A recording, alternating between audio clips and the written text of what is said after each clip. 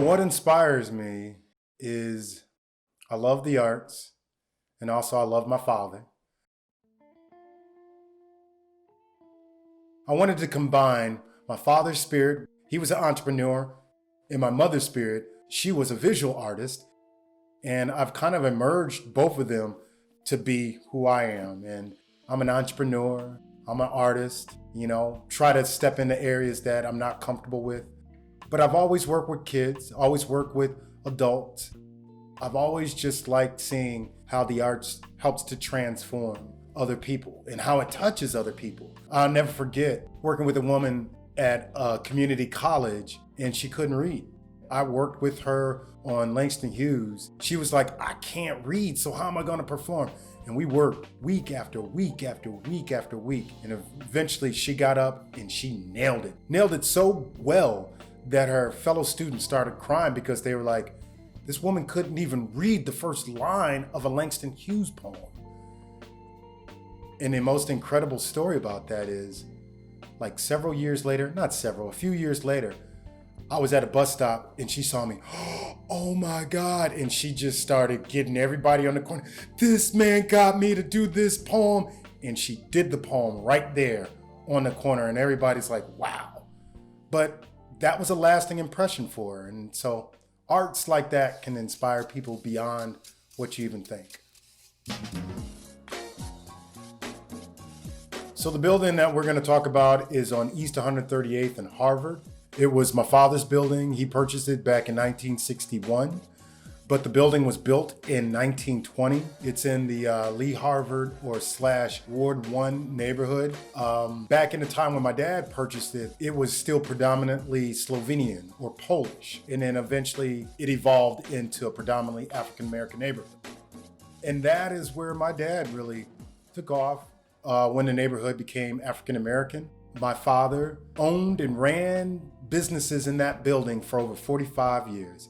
It's a part of the neighborhood, it's part of the community. And I graduated from Columbia University with a Master's of Fine Arts degree in acting. And even though I saw myself being on Broadway and being in Hollywood, unfortunately, he got diagnosed with colon cancer. And when I came home, it had metastasized so much that he only literally had weeks. And unfortunately, when he passed away, he left everything for everybody. And my thing was like, why would I want to sell this property? I wanted to push my father's legacy on along. Moving on to the next generation. And it's funny because the people in the neighborhood call my father Mr. Woody. Even the man behind the camera calls me Mr. Woody now. So that's an honor. Back in its time, it was the most prominent, African-American neighborhood in Cleveland. It was the suburb within Cleveland. So it was a really great neighborhood, but unfortunately, through the 80s and 90s, be it crack, be it other things that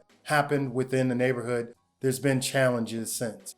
But it's still a pretty productive neighborhood.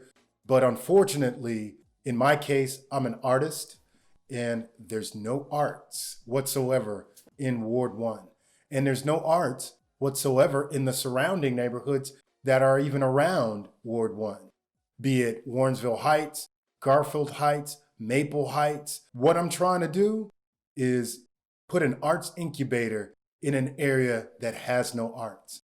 But I've seen how it's transformed and how it has enlivened, enriched neighborhoods to make them better communities. What has really projected me into getting this building and property moving along is I got a little help and pressure from the city of Cleveland.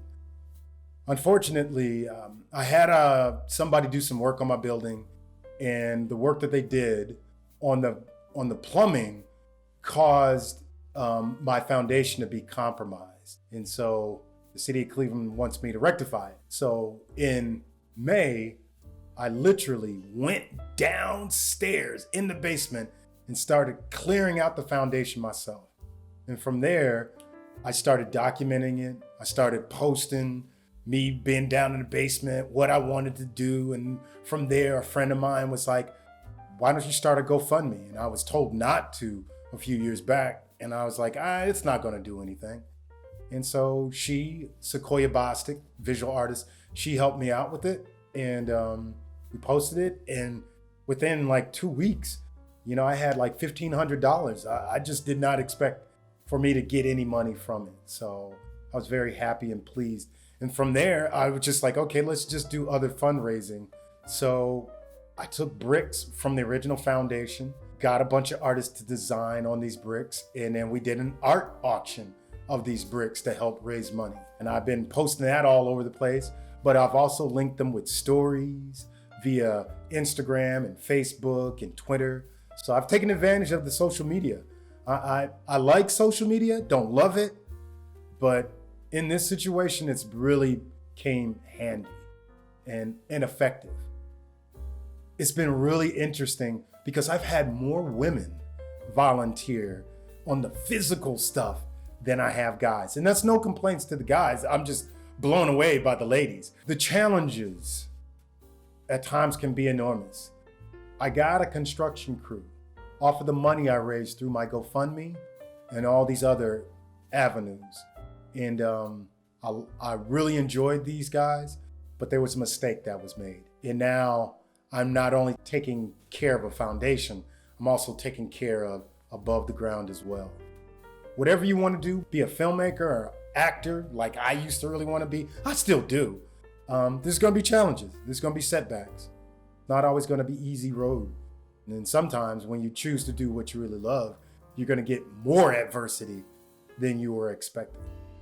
So what I like for this arts incubator to be, in the lab to be, is something that honors both of my parents' legacies and their work, and also honor the neighborhood and bring it back in a way that can be unique for the African American community as well as for people outside.